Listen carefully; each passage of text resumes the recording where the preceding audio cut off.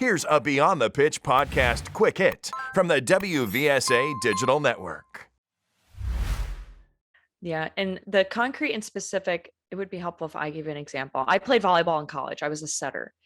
If something that setters often have to do is square their hips to where they want to set the ball.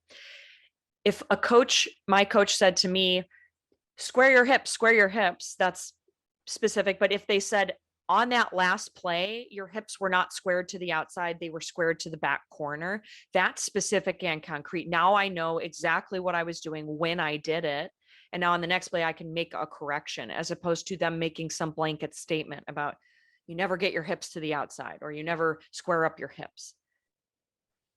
So far we've gone through feedback needs to be concrete and specific. Talk about when did you actually observe this happen and what detail can you give them to describe what you objectively observed.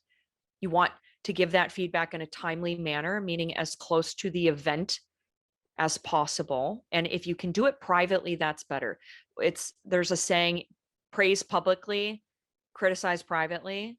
Nobody likes to be given critical feedback in front of people. Now, there are times when you can't necessarily help this if you're in a team environment and you're giving feedback in front of the group, but you do want to be mindful of you're criticizing someone in front of their peers, and depending on that person's self-esteem, that could cause more harm than good. Whereas if it's crucial that you deliver it in the moment for whatever reason that might be, fine. But in most cases, you can wait until you find a moment to do it privately with this person, even if it means pulling them outside of the huddle and having a one-on-one conversation with them. The third characteristic is your feedback should be observed and not inferred. Observed means I'm not putting my judgment on it. Let's imagine you were late to practice. And an observed piece of feedback would be, Marcus, you were 10 minutes late to practice today. An inferred piece of feedback would be, Marcus, it's obvious you don't care about this team. We can't do that because all we're doing is we're putting our subjective judgment on someone's behavior, but we have no idea why or why not they did a certain thing.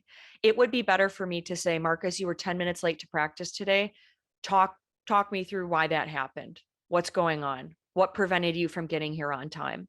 Now I'm gathering information and I can begin to understand where the root of the issue is and offer you feedback that may actually influence your behavior. Whereas if you come to the field and I say, Marcus, you're 10 minutes late. Clearly you don't care about this team. Now it becomes an argument about how much you care about this team, which is subjective, and neither of us is going to win that argument.